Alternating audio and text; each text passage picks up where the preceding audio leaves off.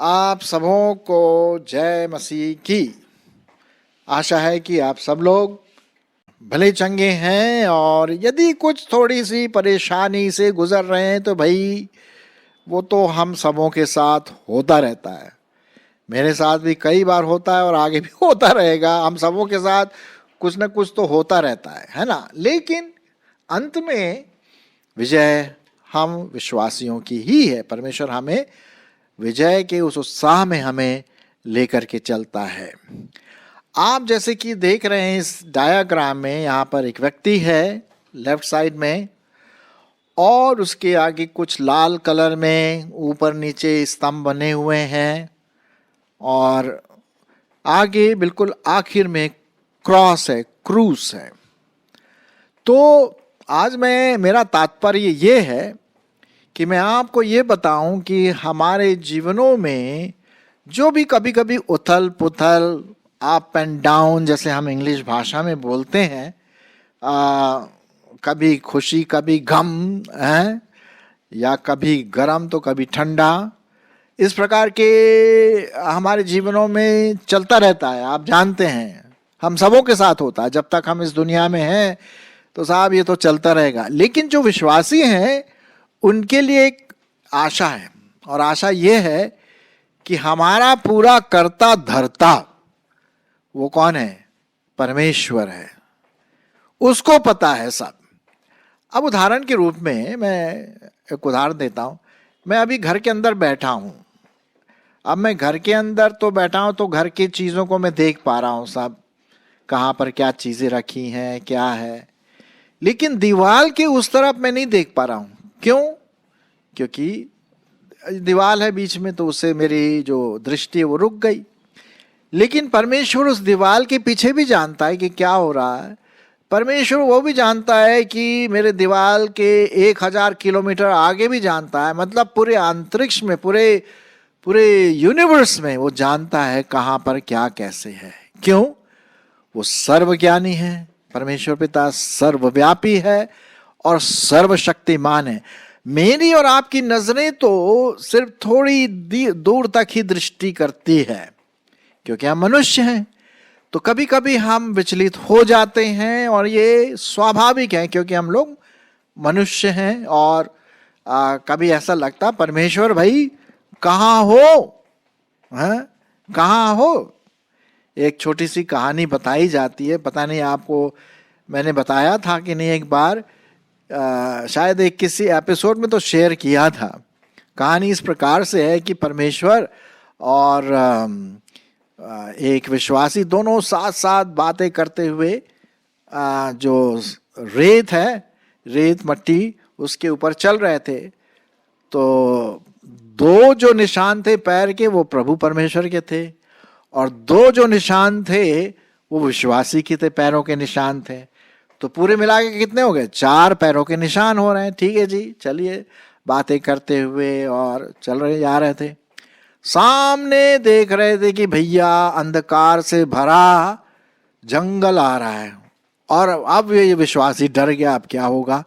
शाम का समय है, अंधकार है, जंगल भी है। तो वो चले जा रहे, तो विश्वासी ने देखा कि जंगल में सिर्फ 2 ही पद चिन्ह दिखाई दे रहे हैं। पहले तो कितने थे? 4 थे। तो भाई 2 तो वो विश्वासी के थे पद चिन्ह, और 2 परमेश्वर के हो गए, तो 4 हो गए ना। अब जब वो जंगल में से गुजर रहा तो अरे बोले कि देखिए ये मेरे 2 पद के निशान, परमेश्वर तू कहाँ है? कहाँ है परमेश्वर? जबकि मुझे अंधकार में से निकलना है, परेशानी से निकलना है, कहाँ है? तो परमेश्वर बोलता भाई मेरे बेटे वो निशान तेरे पांव के नहीं है, ये मेरे पांव के हैं। मैं तो तुझे कंधों में ऊपर उठा करके ले चल रहा हूं, इसीलिए तेरे निशान नहीं है वहां पर। आप समझ गए ना? कहने का मतलब ये है कि हम देखें कि परमेश्वर की इच्छा मेरे जीवन में क्या है, जिसको शायद मैं उतना अनुभव अपने जो मनुष्य होने के नाते नहीं समझ पाता हूं या नहीं समझ पाती हूं। चलिए मैं कुछ बाइबल के पदों को आपके सामने पढ़ने की कोशिश करूंगा कि किस प्रकार से हमें ये जो लाइन आपको दिख रही है ना, ऊपर नीचे एक ब्लू सी लाइन अगर आप देख पा रहे हैं, कभी ऊपर तो कभी नीचे, आत्मिक जीवन में तो कभी और ऊपर तो कभी और बिल्कुल नीचे आ गए, कुछ परेशानी आ गए फिर ऊपर आ गए। तो ये हमारा जो उबड़ खाबड़ मसीही जीवन है, इससे आप घबराइए नहीं। हमें क्या करना है जरा वही मैं आपके सामने बताना मांगता हूं कि परमेश्वर की अल्टीमेट इच्छा क्या है आपके लिए और मेरे लिए। चलिए शुरू कर देते हैं। पहला, इफिसियों की पत्री उसका 2 अध्याय 10 पद। इफिसियों की पत्री उसका 2 अध्याय और 10 पद। अब ध्यान से सुनिए भाई क्या लिखा हुआ है। क्योंकि हम परमेश्वर की रचना है। आप और मैं कौन है? परमेश्वर की रचना है, और मसीह यीशु में उन भले कामों के लिए सृजे गए हैं जिन्हें परमेश्वर ने पहले से हमारे करने के लिए क्या कर दिया है? तैयार किया है। समझ गए आप? क्योंकि हम परमेश्वर की रचना है और मसीह यीशु में उन भले कामों के लिए सृजे गए हैं जिन्हें परमेश्वर ने पहले से हमारे करने के लिए तैयार किया है। आप और मैं क्यों सृजे गए हैं? ताकि हम उस परमेश्वर की इच्छा को क्या करें? पूर्ण करें, पूरा करें अपने मसीही जीवन में। अब सुनिए, जब हम विश्वासी बन जाते तो इसका मतलब नहीं हम सपाट से ऊपर चढ़ते चले जाते हैं। काश ऐसा होता, लेकिन साहब ऐसा तो नहीं है। हम अब सुनिए, जैसे क्या होता है जब कोई बच्चा पैदा होता है परिवार में, तो क्या होता है? क्या वो एकदम से दौड़ने लगता है? बिल्कुल भी नहीं। वो धीरे धीरे बड़ा होता है, फिर वो खड़े होने की कोशिश करता है, गिर जाता है तो वो रोने लगता है, माँ बाप आते हैं और प्यार करते हैं, इनकरेजमेंट होता है उसको, फिर वो धीरे धीरे बढ़ने लगता है और वो खड़े होने लगता है और फिर धीरे धीरे चलने भी लगता है। गिरता पड़ता है लेकिन चलने भी लगता है। फिर वो वयस्क हो जाता है और एक अच्छा रिस्पॉन्सिबल जिम्मेदार वाला व्यक्ति बनता है। तो उसी प्रकार से हम आत्मिक जीवन में जब हम ये देखें कि हम परमेश्वर के समय के अनुसार चल रहे हैं कि नहीं। अब जैसे कि इस चित्र में आपको दिखाई दे रहा होगा कि जो ब्लू कलर है नीचे वाला, वो परमेश्वर का टाइम टेबल है, अनंत टाइम टेबल, परमेश्वर का समय। अब भाई अनंत का तो हम देख नहीं सकते। क्यों नहीं देख सकते? क्योंकि हम तो भैया थोड़े समय के लिए हैं। परमेश्वर तो अनंत का है, हैं? उसका तो डेथ की बात ही नहीं, वो तो हमेशा का हमेशा रहता है वो। और हम क्या है 60 70 80 90 100 साल जी लें, उसके बाद क्या? तो परमेश्वर के टाइम टेबल में मैं आत्मिक जीवन में कैसे चल रही हूं, कैसा चल रहा हूं। लेकिन मेरा जो लक्ष्य है, जैसा कि यहां लिखा हुआ है, हमारा लक्ष्य क्या है? हमारा लक्ष्य प्रभु यीशु मसीह की इच्छा को पूरी करना है, क्रूस की ओर देखना है। ये बात तो है ना, हमें क्रूस की ओर देखना है। जीवनों में उतार चढ़ाव तो खैर आते हैं, इसमें कोई शक की बात नहीं। जरा मैं आपके लिए पढ़ लेता हूं इब्रानियों की पत्री और उसका 12 अध्याय। इब्रानियों की पत्री 12 अध्याय और उसका 1 और 2 पद कि मेरी आंखें, मेरी मनसा, मेरी मानसिकता उस अनंत परमेश्वर की इच्छा को पूरा करना है इस जिंदगी में जीते हुए, आत्मिक जीवन जीते हुए। चलिए मैं पढ़ लेता हूं। इस कारण जबकि गवाहों का ऐसा बड़ा बादल आपको हमको घेरे हुए है, तो आओ हर एक रोकने वाली वस्तु और उलझाने वाले पाप को दूर करके वह दौड़ जिसमें हमें दौड़ना है, कैसे दौड़ें? धीरज से दौड़ें, उतावलेपन से नहीं। उतावलेपन में फिर भैया गिरा गए तो फिर और मुसीबत। 2 पद, और विश्वास के कर्ता और सिद्ध करने वाले यीशु की ओर ताकते रहें। हाँ, वो हमारा वो मतलब लक्ष्य है। हमारा लक्ष्य कौन है? सरकमस्टेंसेस नहीं, लेकिन प्रभु यीशु मसीह, है ना। विश्वास के कर्ता और सिद्ध करने वाले यीशु की ओर क्या करे? ताकते रहे, जिसने उस आनंद के लिए जो उसके आगे धरा था, लज्जा की कुछ चिंता ना करके उस क्रूस का दुख सहा और सिंहासन पर परमेश्वर के दाहिने हाथ जा बैठा। तो जो काम परमेश्वर ने किया है आरंभ, उसको हम बड़ी धीरता के साथ, बड़ी गंभीरता के साथ, बड़ी जिम्मेदारी के साथ हम उस परमेश्वर की इच्छा को पूरा करें। जो परमेश्वर के वचन में लिखा है कि हम इच्छा क्या है कि हम प्रभु के आत्मा के अनुसार चलें, आत्मिक फल लाएं, वचन को पढ़ें, वचन में परिपक्व हो जाएं, मैच्योर हो जाएं, समझ जाएं और आत्मिक रीति से प्रभु यीशु की समानता में बढ़ते चले जाएं। हाँ, तो हमारा जो लक्ष्य है वो क्रूस है।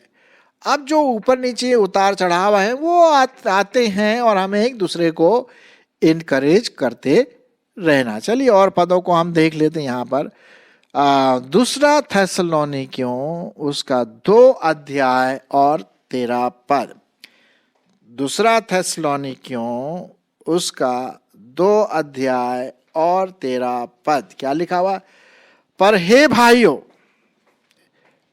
भाइयों और प्रभु के प्रिय लोगों, चाहिए कि हम तुम्हारे विषय में सदा परमेश्वर का धन्यवाद करते रहे कि परमेश्वर ने आदि से तुम्हें चुन लिया कि पवित्र आत्मा के द्वारा पवित्र बनकर और सत्य पर विश्वास करके उद्धार पाते जाओ, उद्धार पाओ, जिसके लिए उसने तुम्हें बुलाया है कि तुम हमारे प्रभु यीशु मसीह की महिमा को प्राप्त करो। हाँ, ये बात लिखी, ये है परमेश्वर की इच्छा। तो उसका जो टाइमिंग है वो तो चलता रहेगा, बस हमें उस टाइमिंग को सही रूप से इस्तेमाल करना है जो समय उसने हमें दिया है ना। और देखना है, अलर्ट रहना है, सावधान रहना, चौकसी करना है अपने जीवन का कि क्या मैं पवित्र आत्मा के वचनानुसार चल रहा हूं। ये बहुत बहुत जरूरी है। सबोपदेशक उसका 6 अध्याय और 10 पद। सबोपदेशक और उसका 6 अध्याय और 10 पद क्या लिखा हुआ है सुनिए। जो कुछ हुआ है उसका नाम युग के आरंभ से रखा गया है और यह प्रकट है कि वह आदमी है कि वह उससे जो उससे अधिक शक्तिमान है झगड़ा नहीं कर सकता। जो हुआ सो हुआ। हमें आगे की ओर देखना है, हमें पीछे की ओर नहीं देखना कि जो अगर कुछ गलत सलत हो गया या शायद पाप में भी गिर गए, अब उसको पीछे छोड़ना है। पौलुस क्या कहता है? मैं उन सब बातों को पीछे छोड़ करके आगे की ओर देखता चला जाता हूं, लक्ष्य की ओर। आपके जीवन का लक्ष्य कौन है, क्या है? मेरी ऐसी आशा है कि विश्वासी होने के नाते सबसे ऊपर हमारे काम धाम, नौकरी, परिवार, सबसे ऊपर मेरा लक्ष्य है कि मैं प्रभु यीशु मसीह को जानूं, उसके उद्धार को, उसके दुख को, उसके प्रेम को पूर्ण रीति से जानूं, है ना, और उसके अनुसार मैं चलूं। पौलुस तो यही बोलता है कि मैं सब उन बातों को जो मेरे से गलतियां हो गई, जैसे कि आप देख रहे हैं यहाँ पर इसका जो स्तंभ है कहीं पर ऊंचा है तो कहीं नीचा है, तो कहीं और ऊंचा है तो कहीं बिल्कुल नीचा हो गया। हमें वहां नहीं देखना, हमें क्रूस की ओर देखना है। यह है परमेश्वर की इच्छा। मैं जब थोड़ा सा प्रभु में बढ़ ही रहा था तो हमारी एक आंटी थी और मुझे याद है कि एक दिन उन्होंने हमें मुझे बुलाया और उन्होंने एक पद मुझे दिया जो आज तक मुझे याद है, और वो पद मैं आपके सामने पढ़ना मांगता हूं। और वो पद है फिलिपियों की पत्री और उसका पहला अध्याय, फिलिपियों की पत्री उसका पहला अध्याय और उसका 6 पद। आप भी इसको देख लीजिए, बहुत अच्छा पद है ये, हमारे मनन करने के लिए, सोचने के लिए, विशेष करके इस संदर्भ में जो जिसके बारे में मैं बात कर रहा हूं। क्या है उसकी इच्छा? लिखा हुआ है, मुझे इस बात का पूरा भरोसा है कि जिसने तुम में अच्छा काम आरंभ किया है वही उसे प्रभु यीशु मसीह के दिन तक क्या करेंगे? पूरा करेंगे। हाँ, वो पूरा हो जाएगा। अब अभी हम जब जीवित हैं, हमारे जीवनों में कमजोरियां हैं, उतार चढ़ाव है, कभी बहुत उत्तेजित होकर के बहुत आनंदित हैं, शाउट करते हैं हालेलुया, प्रेज द लॉर्ड, और कभी ऐसा मौका भी आता है कि बिल्कुल निराशा सा आ जाता है, कुछ बोलने का मन भी नहीं करता है। ऐसा होता है भाई, हम लोग मनुष्य हैं। तो लिखा हुआ है कि हमें से निराश नहीं होना है। ये हमारे जीवनों में ऐसी प्रक्रिया हो जाती है। तो हमें ये ध्यान देना है कि हमारा पूरा काम धाम करने वाला कौन है? परमेश्वर। परमेश्वर, त्रिएक परमेश्वर, पिता परमेश्वर, पुत्र परमेश्वर, पवित्र आत्मा परमेश्वर, जो मेरे और आपके आत्मिक जीवनों की पूरी देखभाल करता है। हाँ, कभी कभी जो स्वार्थ बीच में अगर आ जाता है, पाप में कभी कभी स्लिप हो जाते हैं, तो वो मेरी वजह से हो जाता है ना। तो इसलिए बहुत जरूरी है कि हम अपनी आंखें, अपनी मानसिकता, अपना मन उस क्रूस की ओर, उस प्रभु की ओर लगा के रखें। और दूसरी बात ये एक और मैं आपको बताऊं, इसी के साथ साथ ये है कि मैं परमेश्वर के वचन को वो प्राथमिकता दूं, परमेश्वर के वचन को सुनूं, परमेश्वर के वचन के अनुसार चलूं। वो चाहता है ये हमारे जीवनों में, ये बहुत जरूरी है ना। तो ये है परमेश्वर की इच्छा, उसको जानना, उसके वचन को जानना, और उसको उस पर मनन करके उस पर चलने की भी हमें बहुत जरूरत होती है। तो ये आप ध्यान में रखिए। देखिए, हम परमेश्वर के समान नहीं हैं जी, हम परमेश्वर के समान नहीं हैं। हम तो थोड़े समय के लिए हैं, है ना। मनुष्य जो है वो सीमित है, परमेश्वर कौन है? असीमित है, इटर्नल है। जैसे मैंने शुरुआत में कहा कि मैं सिर्फ ये दीवार तक देख पा रहा हूं अपने घर का, लेकिन इस दीवार के पीछे क्या हो रहा है मुझे नहीं पता। आवाज कभी कभी आ जाती है। इस दीवार के 10 किलोमीटर पीछे क्या हो रहा मुझे कुछ नहीं पता। 1000 किलोमीटर इसके पीछे क्या हो रहा मुझे नहीं पता, लेकिन परमेश्वर सब जानता है। सो हमें क्या बोलते हैं, निराशापन में नहीं रहना है। जैसा परमेश्वर का वचन कहता है, हमें उत्साहित बने रहना।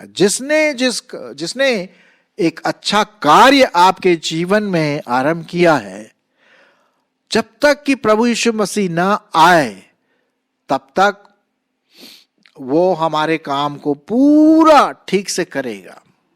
और ये मैं नहीं अपनी तरफ से नहीं कह रहा हूं, ये मैं परमेश्वर के वचन के आधार पर, जो फिलिपियों उसका पहला अध्याय और 6 पद में जो मैंने अभी आपके सामने पढ़ा। तो ध्यान दीजिए, हम वापस इस पिक्चर में वापस जाते हैं। जो ब्लू लाइन है वो परमेश्वर का समय है, वो अपना टाइम लेता अनंत का। और ये जो विश्वासी व्यक्ति खड़ा है, वो देख रहा है उसको कि यार वो ऊपर नीचे हो रहा है, उसके स्तंभ कभी हाई तो कभी लो, कभी ऊंचा तो कभी नीचा। आत्मिक जीवन में वो लाइन उसको दिख रही है उबड़ खाबड़, लेकिन हमें उस पर ध्यान न दे करके क्रूस की ओर अपना ध्यान बटाएं, परमेश्वर के वचन की ओर अपना ध्यान बटाएं, परमेश्वर की आत्मा की ओर कि देखें कि क्या आत्मा का फल मेरे जीवन में आ रहा है, आपके जीवन में प्रकाशित हो रहा है, आ रहा है, तब तो बात बनती है। हमारा लक्ष्य जो है यीशु की ओर हम ताकते रहे, ये है हमारा लक्ष्य, ये हमारा डेस्टिनेशन है। परमेश्वर हमें इस दुनिया में लाया कि हम उसके लक्ष्य को, उसकी महिमा को अपने जीवन के द्वारा दूसरों के लिए प्रदर्शित कर सकें।